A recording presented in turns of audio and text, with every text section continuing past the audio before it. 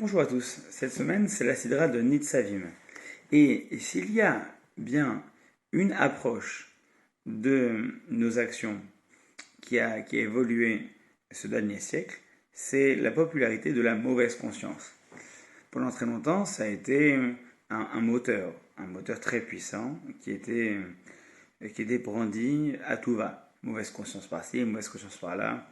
La mère juive qui a mauvaise conscience en permanence de ce qu'elle pourrait faire à ses enfants et qui va culpabiliser. La culpabilité, c'est une force très importante et qui a été, à tort ou à raison, très souvent utilisée, sinon peut-être abusée. Et elle n'a plus très bonne presse. La culpabilité, ça n'a plus très bonne presse. Aujourd'hui, on préfère être droit dans ses bottes et assumer pleinement. C'est mon choix, c'est ma liberté, c'est mon choix. Et il n'y a plus lieu il n'y a plus lieu de souffrir de la mauvaise conscience. J'ai mauvaise conscience d'avoir fait ça. Non, pourquoi n'est pas mauvaise conscience, c'est que tu l'as fait en connaissance de cause. Ceci dit, assume tes responsabilités. Mais la mauvaise conscience n'a plus très bonne presse. Et pourtant, dans la série de cette semaine, il y a une sorte d'ode à la mauvaise conscience.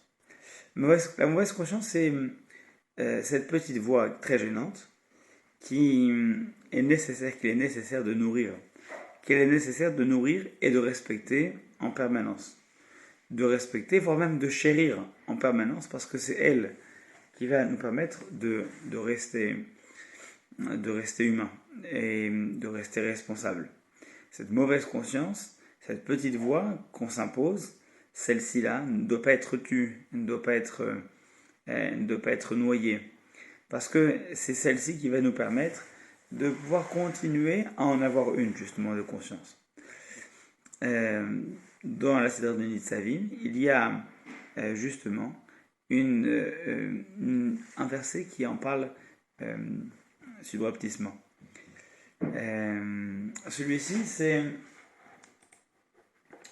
Veillez Beshomo et Ta'ala.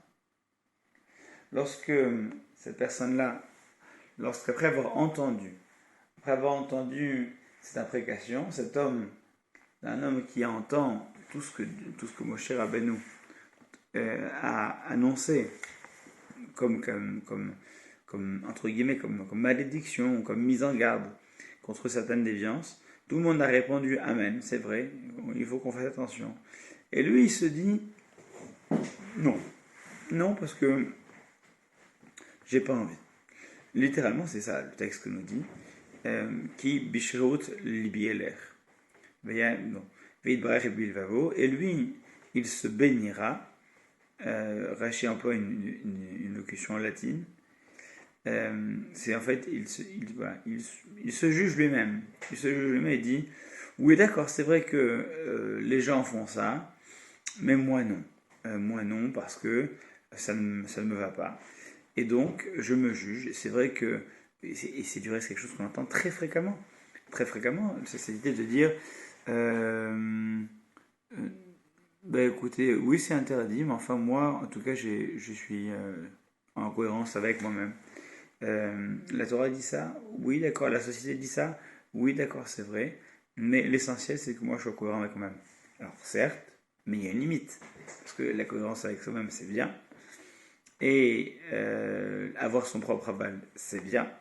Mais à un moment donné, on n'est pas non plus tout puissant et omniscient. Donc, si on a une société ou une morale qui nous propose des règles, peut-être que c'est parfois mieux de pouvoir, en tout cas, prendre conscience de ces règles-là.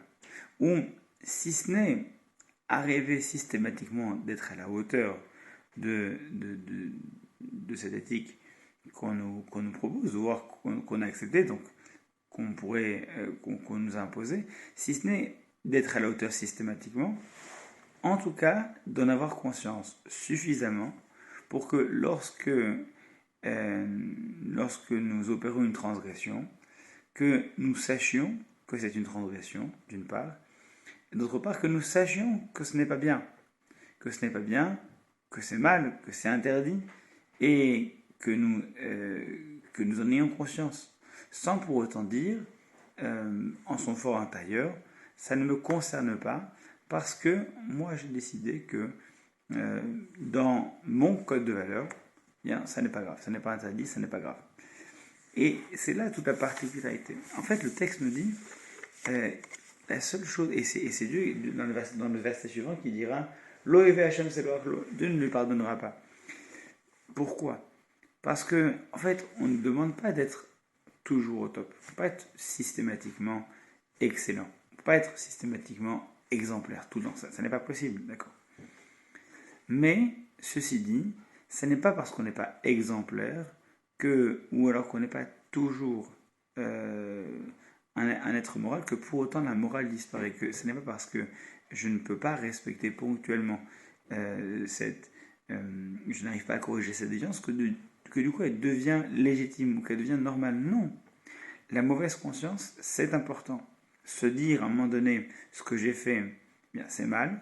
D'accord, c'est difficile et peut-être que ça nous tiraille, ça crée source de frustration, pourquoi pas. Certes, mais au moins ça nous permet toujours de garder la ligne de conduite, d'avoir une ligne de conduite, de pouvoir savoir où est-ce qu'on se trouve. Si systématiquement, à chaque fois que on voit cette ligne de conduite déviée, qu'on va adapter bien, notre ligne de conduite, notre éthique à cette ligne de conduite qui a dévié, eh bien, en fait, on n'aura aucune droite, aucun horizon, on sera tout systématiquement en train de changer d'horizon en permanence.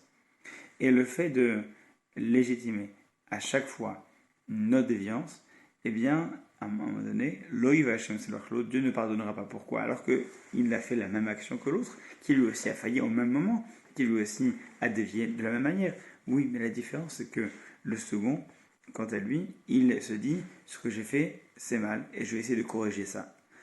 Faillir, ça n'est pas un problème. Faillir, c'est humain. Par contre, légitimer cette défaillance et la rendre normale pour ne pas avoir mauvaise conscience, c'est un problème. Ce n'est pas une vision qui de nos jours est populaire. Ce n'est plus une vision qui de nos jours est acceptée. Elle est source de frustration, source de tension. Ceci dit, ces tensions entre nos libertés et nos devoirs, ces tensions font de nous des êtres moraux, des êtres humains, des êtres droits. Et il est important de chérir, d'une part, peut-être notre faiblesse, mais surtout chérir notre capacité à rester droit dans une ligne de conduite. En l'occurrence, lorsqu'on a choisi la Torah, de rester fidèle à cette ligne de conduite-là et de ne pas systématiquement adapter cette éthique à nos besoins personnels. De cette manière, Dieu nous pardonne. C'est le texte qui nous dit. Une personne qui faillit, ça arrive, et dans ce cas-là, on se rattrape. On a la teshuva, c'est ça pour ça. On est là pour ça, et ça ira mieux dès l'instant qu'on aura réussi à reprendre le contrôle. Mais ne pas, par faiblesse, légitimer ses défaillances, légitimer ses déviances, et dire que maintenant c'est celle-là ma nouvelle ligne de conduite, parce que dans ce cas-là, se bannir soi-même, se juger soi-même, eh bien, on ne peut pas être jugé parti. On ne peut pas arriver à conserver une droiture systématiquement lorsque bien notre éthique est en courbe permanente. On courbe notre droiture à mesure que nos besoins évoluent. C'est le principe de la teshuva, c'est la beauté de la mauvaise conscience, c'est la beauté de cette petite voix qu'il ne faut pas faire taire, et c'est le projet de la fête de Rosh Hashanah qui arrive, de continuer à travailler pour enclencher une teshuva, un retour à cette ligne qu'on s'est fixée. L'important c'est de ne pas la bouger pour qu'on puisse la retrouver et revenir sur cette ligne-là pour continuer jusqu'à Rosh Hashanah Yom Kippour. Une excellente fête de Rosh Hashanah pour ces jours qui arrivent, un bon Shabbat Nitzavim et une bonne semaine à nous tous. Shabbat Shalom.